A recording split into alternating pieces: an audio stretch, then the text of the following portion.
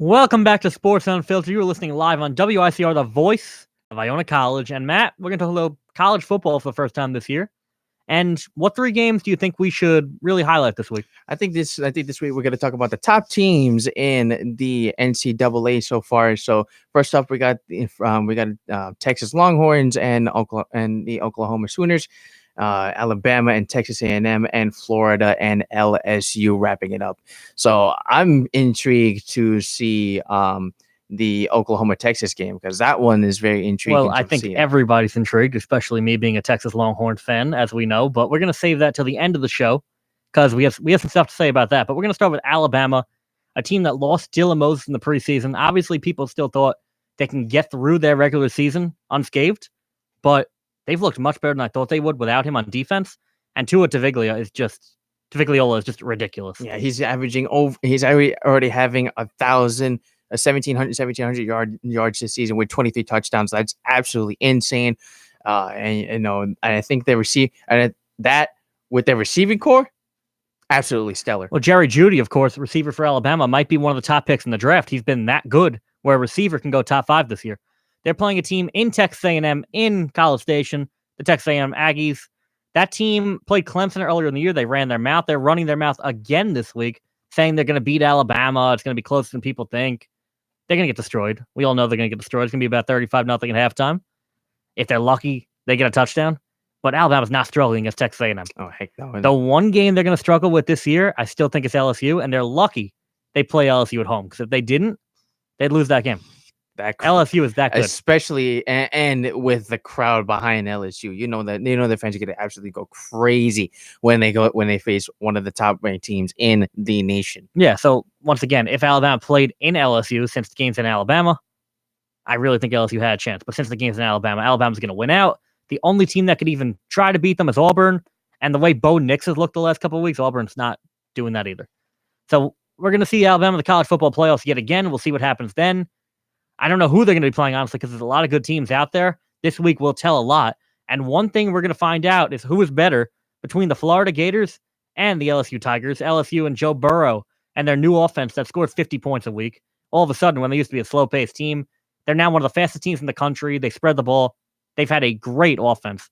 Long time away from the Zach Mettenberger days at LSU, but they're taking on a Florida Gators team that struggled the last couple of weeks, but that defense also incredible. They got past Auburn last week. They probably shouldn't have because one of the defensive players in Auburn tried to run back a fumble for a touchdown, ran out of gas, collapsed, and Florida did win that game. I think if Auburn returns that, Auburn had all the momentum. Auburn would have won that game. So, Matt, number 5 team LSU, number 17 Florida, game in LSU. You have to think LSU wins again. Yeah, I think LSU is just going to take it, especially with their fast-paced offensive game.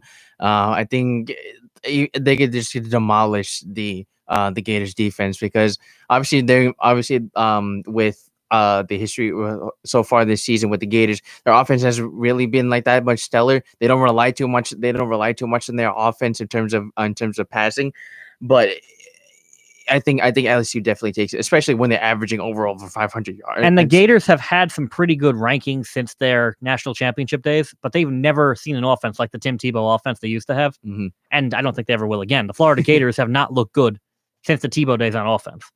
They get ranked high because they're an SEC team. People expect too much of them, kind of like all these teams. Like you had Auburn ranked 8 last week with Bo Nix, a freshman quarterback. That was never going to work. You had 5 SEC teams in the top 11 last week. That's not going to be the way the season ends. That's not going to. And the fact of the matter is, it's ridiculous to all the other conferences because these really aren't the best teams in the country. It's such SEC bias, which is not something I have time to talk about in the show. I really cannot stand that conference. But for the last 2 minutes of this show, since that's all we have left all of a sudden, hockey, I guess next week we can go a week without hockey. It's only the first week of the season anyway.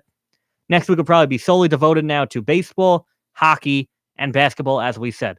But Matt, before I get into my thing, do you think the Texas Longhorns have a chance to knock off the Oklahoma Sooners? I think it's a toss up for me because like you think like what the quarterback saying Sam Ehlinger is just gonna like pop off so far. He's been doing really good so far. Well, Sam Ehlinger has been doing more than good so far. He actually has more passing yards and rushing yards than any Texas quarterback in the last 20 years in his first 5 games. And that includes Colt McCoy. That includes Vince Young when they were winning the national championships. So Sam Ehlinger has put up massive stats, and no one even realizes that he's not getting the national recognition he deserves. Yeah, but I think he's gonna have a tough matchup, especially against Jalen How Hurts. do you get that national recognition? You knock off Oklahoma, and you do it again for the second straight year. You knocked off Kyler Murray last year in Week 5 with a Cameron Dicker field goal at the buzzer. They won that game. Then you lost the Big 12 championship, but you hung with them the whole entire time. For Texas to make the college football playoffs this year, they're going to have to beat Oklahoma twice. Everybody knows that. They're going to have to win this week, Week 5, and they're going to have to win the Big 12 championship this year.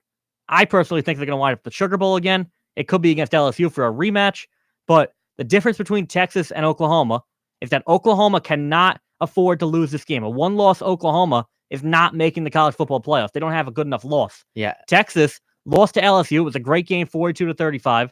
I could see Texas squeaking in as a one-loss school if they could beat Oklahoma twice, because, again, they lost to LSU, one of the best teams in the country. That is a great loss, and a one-loss Texas, with the prominence they bring to ratings and everything, they should be able to get into the playoff. Yeah, the only thing that's going to probably be holding them back for Texas is going to be Jalen Hurts, because not only is his passing game really good, he has 1,500 over 1,500 yards and 14 touchdowns under his belt. He has the best rating, best quarterback rating so far this season. It's also, he has a running game. His running game is absolutely insane. When he has he creates the running game by being a rushing quarterback. Mm-hmm. He did a lot of that at Alabama. He was replaced by Tua, obviously, but he's still a great quarterback. And he actually has more combined yards, as you said, than Heisman Trophy winners Baker and Kyler the last 2 years. Mm-hmm. Two more things I want to add quickly, as we are a little over right now. B.J. Foster told Jalen Hurts, you better slide if you're running against me, because I am going to knock that ball out of your hands. I am going to give you a hard hit. So I think he said that because of what Jalen Hurts said about this matchup. And it pissed me off too. And it should piss off all Oklahoma fans and Texas fans, because he said, this game doesn't mean much to me. I played in the Iron Bowl. Are you kidding? This is the Red River rivalry. This is the greatest rivalry in all of college sports, and it always will be. I don't care. I do not care how it's looked the last couple of years. There are some amazing memories from this matchup. There always has been since I was a little kid, since Colt McCoy was there, since David Ash was there. A lot of great stuff from this rivalry, and it's only going to get better with these two teams finally having national prominence. So Jalen Hurts, I think your own fans should be pissed at you. I think Texas fans should be pissed at you.